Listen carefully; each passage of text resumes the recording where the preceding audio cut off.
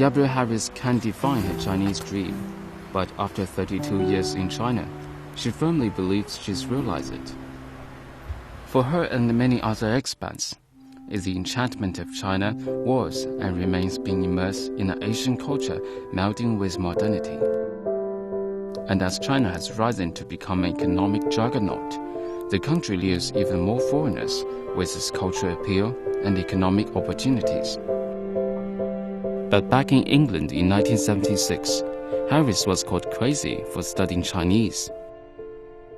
Undeterred, she continued learning and later traveled to China, a decision that would reshape her entire life. When I first started studying Chinese, this is 1976. And when I told people what I'm going to study, they thought I was joking. Now we think it's very fashionable. It's like the mainstream now to study Chinese. But in those days, you were kind of regarded as being a little bit crazy. So, likewise, the job market there was no job in England or America for people who were China specialists. Gabrielle Harris first came to China in 1980 and entered Nanjing University to study history. At that time, her Chinese peers were required to do farm work on the outskirts of the city during harvest season. She not only joined them, but also socialized with the locals, who appeared to be somewhat astonished to have a foreigner in their community.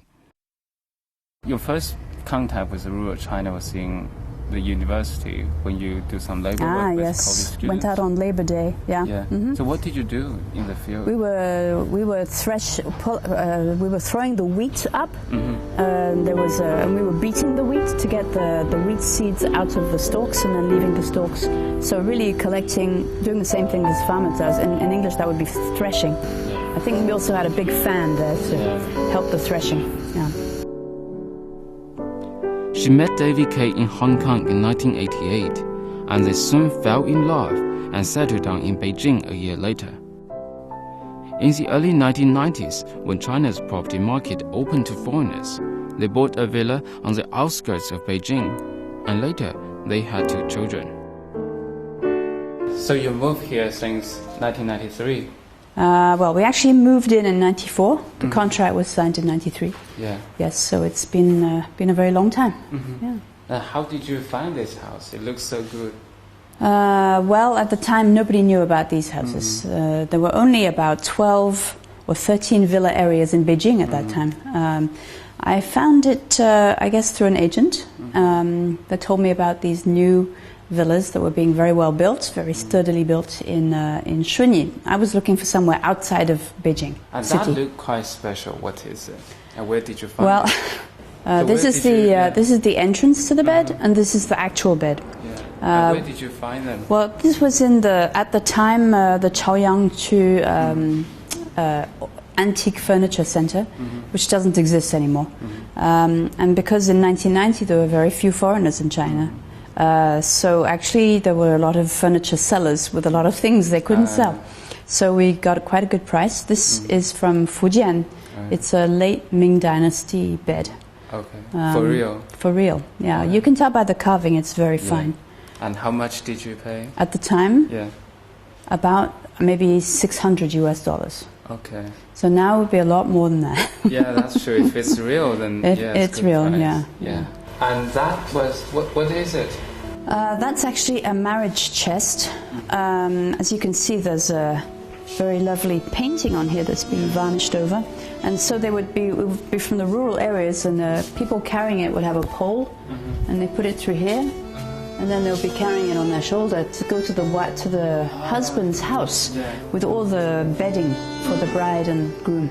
So it's a wedding chest. And now, would you like to show me around the kitchen? Sure. Yeah. It's actually my design, so my pleasure to show you the kitchen. I found this. It's in different style. Very different style. Mediterranean. Right. Exactly. So very heavy wood here. So I wanted to feel like I was back in Europe, at least when I'm in the kitchen. Yeah. So that was the point. So the rest of the house, quite a few Chinese things. Yeah. This room, nothing Chinese.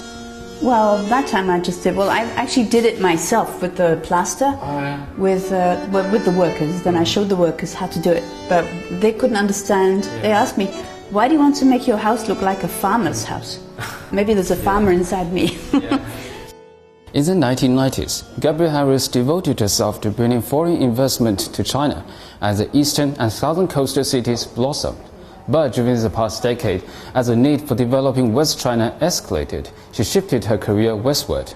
And since 2006, she has dedicated herself to helping rural China with microfinance.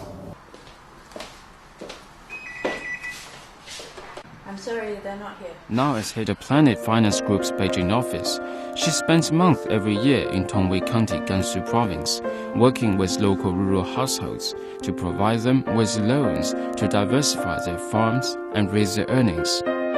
So we do some work on supply chain, educating farmers on how they could get more value for their crops, trying to link them into small businesses so they could become suppliers.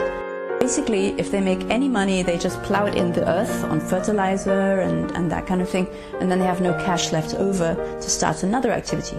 So part of the point for us is to diversify the economic activity so that the people are at less risk. Harris says in recent years, major changes have taken place in this small county. So we know that you've been to Gansu a lot of times over the years, and so could you give us some examples over there about its development?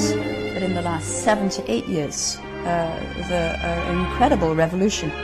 Actually, I tell people who are not in China, or even I tell people in urban areas in China, what's been going on in the way of connecting every village with one kind of a road, not necessarily a macadammed road, but a road of some kind into the most isolated areas, the creation of amazing highways so that logistics now become solved. For her, the biggest change lies in the local irrigation project. Well, actually, the most amazing thing to me in Tongwei is that they are doing an engineering project across from the Tao River to bring drinking water and usable water to areas of Gansu that are some of the driest areas. And so I started working there in 2006, and at that time there was no irrigation, no water available in the hilly areas. And now gradually, I think it's maybe 60% covered now. Amazing change for the farmers. China's urban population exceeded its rural counterpart for the first time at the end of 2011, accounting for over 51% of the country's total population of nearly 1.3 billion people. But Harris has her concerns of the rapid urbanization. But I don't think that massive urbanization should happen in the rural areas, because then the whole of China will be on an unsustainable path. It's already made mistakes in eastern and southern China. China has overtaken Japan as the world's second largest economy. Its booming economy is luring even more foreigners. Take Beijing for instance. Over 200,000 foreigners now reside there, accounting for 1% of the city's total population. How would you like to define a Chinese dream as an expat? Well, that's a difficult question for me because I've been here a very long time. And those of us who came early on pretty much were fascinated because you weren't allowed to come before. And so you're very interested in this rare culture that people hadn't been seeing before. So there's kind of a generational difference. I think these days what people come for is they see a booming economy when the economy is not booming elsewhere. They see that there are opportunities here. They see the ever greater opening up of China, which they assume is going to mean greater opening up of the market. As some compare the current China to the gold rush period. Yeah, a little bit. Yeah. What do you think of it? I mean, the gold rush. I think it's going to take a lot of digging to really make money like people were making in the gold rush. But I believe there is actually. I sometimes also compare China today to the Wild West a little bit, because the rules are not always so clear. And everybody thinks there are kind of fantastic opportunities, whether that's realistic or not. So it's just like a gold miner that you think you're going to hit gold, but actually you may not. And so this is, there could be disappointment. It is equally chancy as the gold rush times, and it generates the same kind of crazy excitement as the gold rush. And may I ask, what do you expect to seek from China I mean, like every expat somehow has like a Chinese dream, if we could say it. So what is your Chinese dream? I think I already had it. Yeah. I think I had it already. I've been working with Chinese people for 30 years. I have seen a huge amount of the country. I have been sort of part of reform.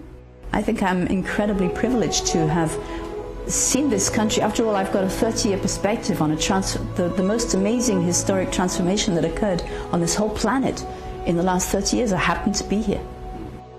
Combined with my experience in being in China, living in China as a student in the 1980s, beginning of the reform program, the very beginning, that kind of set my path for following China and its reform process. Until today, it's still going on. So 30 years later, it's still the same process. I'm still working with China on the reform of China.